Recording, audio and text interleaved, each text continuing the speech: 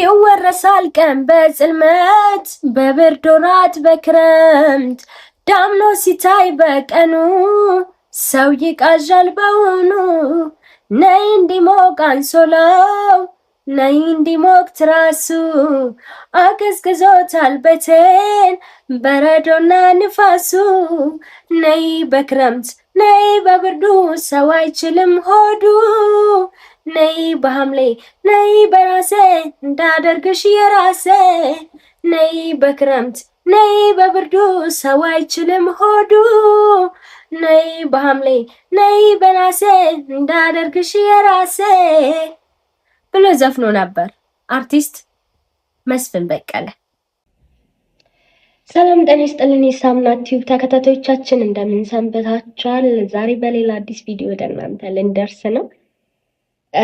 በመግቢያችን ላይ እንግዲህ በሙዚቃ ጀምረናል።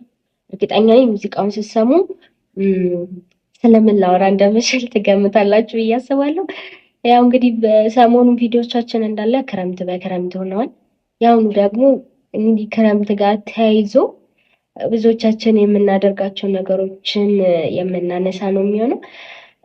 እንግዲህ ክረምት ባህሪዎቻችን ይቀየራሉ፣ ዴይ ቱ ዴይ አክቲቪቲዎቻችን ይቀየራሉ እና ከነዚህ ውስጥ ደግሞ እስኪ ምን ጉዳዮችን በብዛት እናደርጋለን የሚለውን የተወሰኑትን የማነሳ ይሆናል። እስከ ቪዲዮአችን ፍጻሜ አብራችሁን ቆዩ። ሰብስክራይብ፣ ሼር በማድረግ ቤተሰብ ሁኑን። ሀሳብ አስተያየቶቻችን ደግሞ ኮሜንት ላይ ያስቀምጡልን። እንግዲህ ክረምት ሲመጣ ከምናደርጋቸው ነገሮች አንደኛው እንግዲህ የዣንጥላ ጦርነትና የንፋሱ ክህደት ነው። እንደሚታወቀው ዝናቡን የምንከላከልበት አንዱ መንገድ ዣንጥላ በመያዝ ነው። ከዣንጥላ ጋር ተያይዞ በተለይ ሴቶች በጣም ዣንጥላ እንጠቀማለን። አጫጭር ሴቶች ደግሞ ዣንጥላ ስንጠቀም ፈተና ነው። ምክንያቱም ረጃጅሞቹን አይናቸውን ምናምን ልንወጋ እንችላለን። ቢናደዱብንም ግን አማራጭ የለንም ከመያዝ ውጭ። ሌላው እንግዲህ ያው ዣንጥላ ሲያዝ ዣንጥላው በራሱ የራሱ የሆነ ቦታ ይፈልጋል እና መገፋፋት ምናምን የአንዱን ልብስ ማበስበስ ሊኖር ይችላል። ከዛ ደግሞ ንፋሱ ደግሞ ሌላ ችግር። ንፋስ ካለ ዝናብ ካለ ሊወስደው ሲታገል ሊወስደው ሲሞክር ወይ ዣንጥላችን ሲሰበር እሱ ራሱ ሌላ ችግር ነው። በክረምት የምናያቸው አስቂኝ ነገሮች ናቸው። ሁለተኛው ደግሞ የታክሲ ኦክሲጅን መድረቅና ያው የመስኮት ጣል ነው። ታክሲ ውስጥ ወይ ትራንስፖርት ውስጥ ስንሄድ በተለይ ደግሞ ብዙ የህዝብ የሚበዛባቸው የትራንስፖርት አይነቶች ውስጥ አረ መስኮት ክፈቱ፣ አረ እኔ በርዶኛል፣ በጭራሽ መስኮት ከተከፈተ እኔ ንፋሱ ያመኛል የሚሉ ሰዎችም አይጠፉም። ታዲያ በዚህ ውስጥ የሁለት ሀሳብ መጋጨት ሊኖር ይችላል። እሱም እንዴት ባላንስ እንደሚደረግና አንዳንዴ በእነዚህ ሰዎች መሀል የሚደረገው ንግግር በጣም አስቂኝ ትዕይንት ነው። ሌላው ደግሞ መስኮቱ ልክ ዳመና ሲይዝ እላዩ ላይ ጽፋችሁ የምታውቁ እስኪ የሆነ ነገር ልንጽፍ እንችላለን፣ ስዕል ልንስል እንችላለን። እኔ እንደውም ድሮ እሱን ማድረግ በጣም ያዝናናኝ ነበር። በተለይ መንገዱ ሲጨናነቅ እሱን በማድረግ ነው የምደበረው። ታክሲ ውስጥ እንደኔ የሚያደርግ ካለ ኮሜንት ላይ ያስቀምጡልኝ። ሌላው እንግዲህ ያው የስልክ ጥሪዎቻችንና የጭቃ ሰበብ ነው። እንግዲህ አንዱ ምክንያታችን የሚሆነው ክረምት ሲመጣ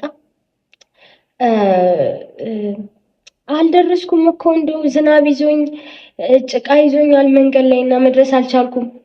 በቃ ቀጠሮ ላለማክበራችን ትልቅ ምክንያት የምንሰጥበት ይሆናል ማለት ነው። ክረምት በራሱ እንደዚህ አድርጎ የሚያውቃል ከእናንተ ውስጥ? ሌላው እንግዲህ ክረምት ጋር አብሮ የሚነሳ ጉዳይ ያለባበሳችን ጉዳይ ነው። ክረምት እንግዲህ በጣም ስለሚበርድ እስከርብ አለ፣ ጥላ መያዝ አለ። ስራ ቦታ ደግሞ ምሳችንን የምንበላ ሰዎች ደግሞ ምሳቃ መያዝ አለ። ከዛ ደግሞ ጃኬት አለ፣ ወፍራም ጃኬት መልበስ አለ። ይህን ሁሉ ለብሰን እንወጣለን። እራሱ ሸክም የሆነ ልብሶችን ልንለብስ እንችላለን፣ ግዴታ ነው። ነገር ግን ልክ መሀል 5 ሰዓት 6 ሰዓት ሲል አቤት የሚወጣው ፀሐይ! ከዛ ያው ላይ የለበስናቸው ልብሶች ወደ ሸክምነት ይቀየራሉ። በዚህ ሰዓት ደግሞ ያለው ግብግብ በጣም አስቂኝ ነው። ብዙ ሰው ወይ እጁ ላይ አድርጎ ልብስ ሊሄድ ይችላል። አንዳንዶቻችን ደግሞ በቃ በፌስታል ይዘን እንግዲህ ያውላ ልብስ ይዘን በፌስታል ስንንቀሳቀስ መታየቱ የተለመደ ነው። ምክንያቱም ሙቀት ሰዓት ላይ ፀሐይ ይሆናል። ደግሞ ሳንለብስ መውጣት አንችልም፣ ምክንያቱም ከሰዓት ደግሞ ሌላ ዝናብ ይፈጠራል። ከዚህ ጋር ተያይዞ አንድ ብዙ ጊዜ የሚስተዋለው የማየው ነገር አሁን ዝናብ አስተውላችሁ ከሆነ የሰሞኑ ዝናብ ልክ ከ10 ተኩል በኋላ የሚዘንበው በዛ ሰዓት ደግሞ ከ10 ተኩል እስከ 11 ሰዓት ባለው እስከ 12 ሰዓት ባለው ብዙዎቻችን ከስራ የምንወጣበት ሰዓት፣ በዚህ ሰዓት ዝናብ ይዘንባል። እሱ ደግሞ ሌላው ከባድ ነገር ታክሲ ማጣት አለ፣ ከዛ ዝናብ አለ፣ ከዛ ደግሞ የሰዎች መጨናነቅ አለ። ግን እኔ የማይገባኝ ነገር እኛ ሰዎች ልንጨናነቅ ወይም ሰዎች መንገድ ላይ ሊበዙ ይችላሉ የስራ መውጫና መግቢያ ሰዓት። ዝናብ ሲዘንብ ግን መኪኖች ለምንድን ነው ክራውድድ የሚሆኑት? መንገዱ የሚዘጋገው ከሌሎ የተለየ ለምን? በጣም ኃይለኛ ዝናብ ሲዘንብ አዎ ለማቆም ሊገደዱ ይችላሉ። ከዛ ውጭ ግን ያለው ብዙ አልረዳውም። እስኪ የሚያስረዳኝ ካለ ኮሜንት ላይ ያስቀምጥልኝ። ከዛ ውጭ ደግሞ እንግዲህ ክረምት ላይ ታክሲ ምናምን እንዳልኳችሁ በክራውድድ ስለሚሆን መንገድ ስለሚዘጋጋ ታክሲ ትራንስፖርት ማግኘት ነገሩን ከባድ ነው። ከዛ በዛ ላይ ዝናብ አለ። ከዛ ላይ ደግሞ ብርድ ነው፣ ረሃብ አለ። በነገራችን ላይ ክረምት ደስ ከሚሉት ነገሮች አንዱ የሚበሉት ነገሮች ናቸው። ያው ይርባል። በዛም ልክ ደግሞ ድንች በብዛት ይኖራል። ድንች በጎመን፣ ድንች በቀይ ወጥ፣ ድንች ቅቅል በሚጥሚጣ ወይም በተለያየ ነገር ይበላል እና ድንቹም ረከስ ይላል። ምግብም አስፈላጊ ነገር ሊሆን ይችላል። ብርድ ስለሆነ ይርባል። ከዛ ደግሞ ረከስ ማለታቸውም ደግሞ ጥሩ ነው። ሌላው እንግዲህ ሻይ ቡና ምናምን መጠጣት ይበዛል። በተለይ ደግሞ ደስ የሚለው ነገሩ ብዙ ጊዜ ለእንቅስቃሴ ስለምንገደብ ዝናብ ሲሆን ቤት ውስጥ የምናሳልፈው ጊዜ ደስ የሚል ይሆናል። ድንች ተቀቅሎ በቆሎ ይጠበሳል። በቃ ቆንጆ የቤተሰብ ጊዜ እናሳልፋለን። ሻይ እየተጠጣ ቡና እየተጠጣ ከቤተሰብ ጋር ጥሩ ጊዜ የምናሳልፍበት ነው። ክረምት እንግዲህ አንዱ ደስ ከሚሉት ነገሮች ውስጥ ይሄ ነው። ጥሩ የቤተሰብ ጊዜ እንድናሳልፍ ይረዳናል። ቀደም ሲል በሰራኋቸው ቪዲዮዎች እንግዲህ ክረምት እና ልጆች እንዴት በቤት ውስጥ ይዋሉ የሚለውን ነገር ሰርቼው ነበረ። ያው ተማሪዎች በክረምቱ ብዙውን ጊዜ ቤታቸው ውስጥ ያሳልፋሉ። ስለዚህ ያው ቤተሰብ ተሰብስቦ ጥሩ ጊዜ የሚያሳልፍበት ነው። በቆሎ እየተበላ ድንች እየተበላ ደስ የሚል ጊዜ የምናሳልፍበት ወቅት ነው። እንግዲህ ክረምት ያው ጥሩ ነገሩም እንዳለ ሆኖ ከባዱም ነገር ይኖራል። የሰው ልጅ ደግሞ ነገሮችን ተላምዶ መኖር የሚችል ነው። ለዛም ነው ያልተመቹ ነገሮችን እንደተመቹ አድርገን መኖር የምንችለው እና ያው ክረምት እንግዲህ እነዚህ ነገሮች አሉ።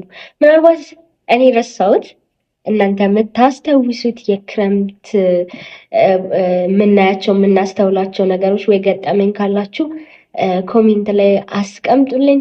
ለዛሬ ግን እኔ ሀሳቤን ጨርሻለሁ። አብራችሁኝ ስለቆያችሁ ከልብ አመሰግናለሁ። ግን ሰብስክራይብ እያደረጋችሁን አይደለም።